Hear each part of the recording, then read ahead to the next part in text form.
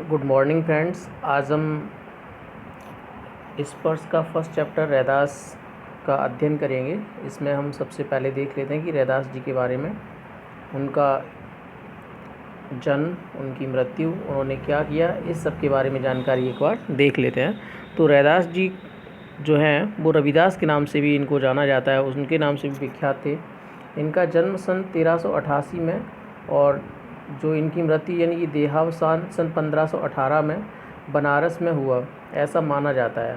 उनकी ख्याति से यानी कि उनकी प्रसिद्धि से प्रभावित होकर सिकंदर लोदी ने उन्हें दिल्ली आने का निमंत्रण भेजा था, उनको दिल्ली बुलाया था। मध्ययुगीन साधकों में रैदास का विशिष्ट स्थान है। कबीर की तरह जो रैदास जी हैं वो भी संत कोटि के कवियों में गिने जाते हैं, यानी कि वो भी एक संत महात्मा फ़कीर थे, साथ साथ में कवि भी थे, यानी कि कविताएं भी लिखते थे या पद भी लिखते थे। मूर्ति पूजा तीर्थ यात्रा जैसे दिखावों में रैदास का जरा भी विश्वास न था। जिस प्रकार कबीरदास जी मूर्ति पूजा का काफ़ी विरोध करते थे, उन्होंने इसके ऊपर काफ़ी दोहे भी लिखे हैं, जैसे कंकड़ पत्थर जोड़कर मस्जिद लई बनाए, ताचड़ मुल्ला बांग दे, क्या बहरा हुआ खुदा है। यानी कि कंकड़ पत्थर जोड़कर आपने मस्जिद बना ली और उसके ऊपर आप बांग यानी कि आवाज़ जो लगाते हैं, अजान जो लगाते हैं, क्या खुदा जो है वो बहरा हो गया है। इसी प्रकार उन्होंने मंदिरों के बारे में भी कहा था कि पाथर पूजे हर मिले, तो मैं पूजूँ पहाड़, चासे तो चाकी भली, पी सिखाए संसार। इसी प्रकार रविदास जी जो हैं उन्होंने भी इसका काफ़ी विरोध किया हुआ है। वह व्यक्ति की आंतरिक भावनाओं और आपसी भाईचारे को ही सच्चा धर्म मानते थे। रैदास ने अपनी काव्य रचनाओं में सरल व्यवहारिक ब्रजभाषा का प्रयोग किया है, जिसमें अवधी, राजस्थानी, खड़ी बोली और उर्दू फारसी के शब्दों का भी मिश्रण है। यानी कि वो जो रहने वाले थे वो बनारस के थे और उसके अलावा जैसे राजस्थान में मीरा के पास जब वो आए थे और उनका काफ़ी भ्रमण भी हुआ है, तो इसलिए उनकी जो भाषा है उसमें विभिन्न प्रकार के शब्दों का मिश्रण है। राजस्थानी भी मिलती है उसमें, खड़ी बोली, उर्दू, फारसी, सारे शब्दों का ही मिश्रण है। ब्रजभाषा भी है उनमें। रैदास को उपमा और रूपक अलंकार विशेष प्रिय रहे हैं, यानी कि उन्होंने अपनी रचनाओं में उपमा रूपक अलंकार का प्रयोग किया है। सीधे साधे पदों में संत कवि ने हृदय के भाव बड़ी सफाई से प्रकट किए हैं। उनका आत्मनिवेदन, दैन्य भाव और सहज भक्ति पाठक के हृदय को उद्वेलित करते हैं। रैदास के 40 पद सिखों के पवित्र धर्म ग्रंथ गुरु ग्रंथ साहब में भी सम्मिलित हैं, यानी कि रैदास की जो रचना है उसको गुरु ग्रंथ साहब में भी स्थान मिला हुआ है। यहाँ रैदास के 2 पद लिए गए हैं। पहले पद, प्रभु जी तुम चंदन हम पानी, मैं कवि ने अपने आराध्य को याद करते हुए उनसे अपनी तुलना करता है। उसका प्रभु बाहर कहीं किसी मंदिर या मस्जिद में नहीं विराजता, वरन उसके अपने अंतस में सदा विद्यमान रहता है। यही नहीं, वह हर हाल में, हर काल में उसे श्रेष्ठ और सर्वगुण संपन्न है, इसलिए तो कवि को उन जैसा बनने की प्रेरणा मिलती है। दूसरे पद में भगवान की अपार उदारता, कृपा और उनके समदर्शी स्वभाव का वर्णन है। रैदास कहते हैं कि भगवान ने तथाकथित निम्न कुल के भक्तों को भी सहज भाव से अपनाया है और उन्हें लोक में सम्मानीय स्थान दिया है। यानी कि रैदास जी जो थे वो निम्न कुल के थे, यानी कि नीची जाति से थे, और इसीलिए उन्होंने कहा है कि भगवान जो है उनके यहाँ कोई जाति पाति नहीं होती, चाहे कोई नीची जाति का हो चाहे कोई ऊंची जाति का हो, वहाँ पर सभी मनुष्य होते हैं और भगवान सभी को एक बराबर स्थान देता है, सभी को एक समान सम्मान दिलवाता है और उन्हें भी सम्मानीय स्थान दिया गया था, इसीलिए उन्होंने इस बात के बारे में कहा था। तो सबसे पहले पद हम देख लेते हैं कि रविदास जी का जो पहला पद है उसमें उन्होंने क्या कहा है। तो रविदास जी ने अपने पहले पद में कहा है कि अब कैसे छूटे राम नाम रट लागी, प्रभु जी तुम चंदन हम पानी, जाकी अंग अंग बास समानी, प्रभु जी तुम घन बन हम मोरा, जैसे चितवत चंद चकोरा, प्रभु जी तुम दीपक हम बाती, जाकी ज्योति बरे दिन राती, प्रभु जी तुम मोती हम धागा, जैसे सोनहि मिलत सुहागा, प्रभु जी तुम स्वामी हम दासा, ऐसी भक्ति करे रैदासा। तो सबसे पहले इसका प्रसंग लिखेंगे, तो प्रसंग में हमारे पास क्या आएगा कि ये जो पद है ये हमारी पाठ्य पुस्तक स्पर्श के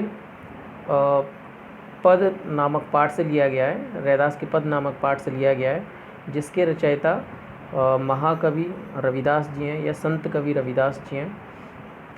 इन्होंने इस पद में अपनी तुलना भगवान से की है और उसमें भगवान से तुलना करके और अपने आप को उनसे तुलना करके मतलब थोड़ा सा उनके पास जाने के लिए बताते हैं कि मैं आपसे मिलने के लिए कितना तड़प रहा हूँ या क्या क्या कर रहा हूँ या क्या क्या सोचता हूँ। तो व्याख्या देख लेते हैं। अब कैसे छूटे राम नाम रट लागी, मतलब अब प्रभु मुझे आपकी जो रट है वो लग गई है, अब मैं आपके नाम को कैसे भूल सकता हूँ। प्रभु जी तुम चंदन हम पानी, साथ में कहते हैं प्रभु जी तुम चंदन हो तो हम पानी है। जिस प्रकार से चंदन के संपर्क में रहने से पानी में खुशबू उत्पन्न हो जाती है, उसी प्रकार से मेरे शरीर में भी आपकी खुशबू बिल्कुल से वास करने लगी है, मतलब समा चुकी है। मेरी जो आपकी भक्ति की जो खुशबू है वो मेरे शरीर में एक एक अंग में समा गई है। प्रभु जी तुम घन बन हम मोरा, जैसे चितवत चंद चकोरा। प्रभु जी तुम जो अगर घन के समान हो तो मैं बनों में नाचने वाला मोर हूँ, जो आपके प्रेम में आपको देखकर नाचता हूँ। और जैसे चितवत चंद चकोरा, और मैं आपको ऐसे निहारता रहता हूँ, आपका ऐसे चिंतन कर रहा हूँ जैसे जो चकोर पक्षी होता है वो बादल से पानी बरसने का इंतज़ार करता है। इसी प्रकार से मैं भी आपको पाने के लिए उसी प्रकार से देख रहा हूँ। चितवत मतलब देखना। प्रभु जी तुम दीपक हम बाती, जाकी ज्योति बरे दिन राती। यानी कि प्रभु जी अगर आप दीपक हैं तो हम बाती हैं, और इतना प्रेम है कि ये दिन रात जल रही है, जो ज्योति है आपकी वो दिन रात जलने में लगी हुई है। प्रभु जी तुम मोती हम धागा, मतलब उन्होंने हर एक तरह से अपनी तुलना भगवान से, भगवान के साथ अपने आप को जोड़कर दिखा रहे हैं कि मैं आपको कितना पसंद करता हूँ, कितना लालसा है आपको पाने की। तो प्रभु जी तुम मोती हम धागा, कि भगवान अगर आप मोती हैं तो मैं उसमें पिरोया हुआ धागा हूँ, मैं आपके साथ ही हूँ।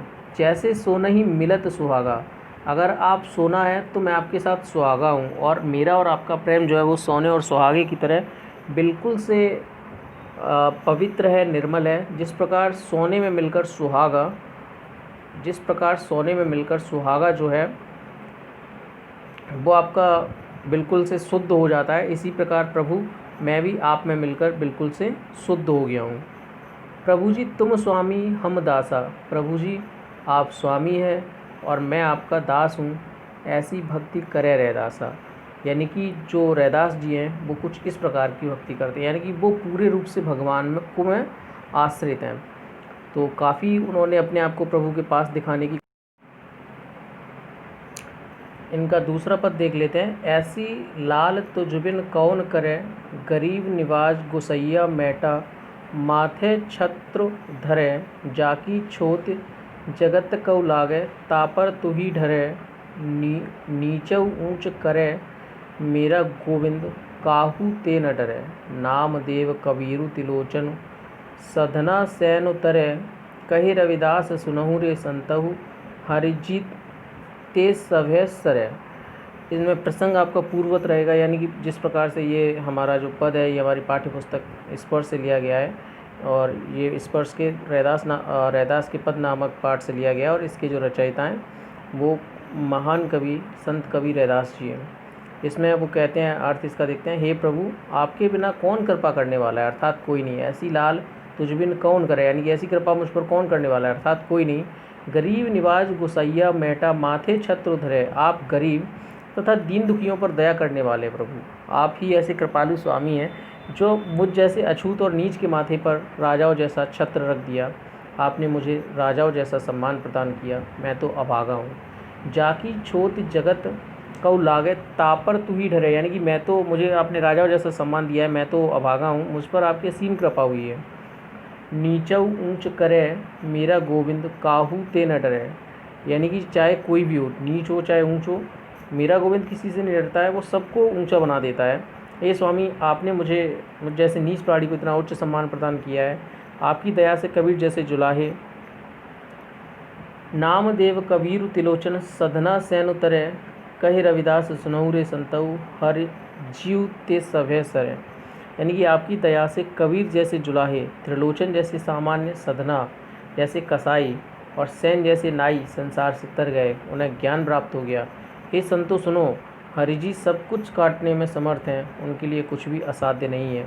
यानी कि वो कुछ भी कर सकते हैं, आपको बस उनका थोड़ा सा ध्यान रखना होगा, आपको उनसे ध्यान लगाना होगा।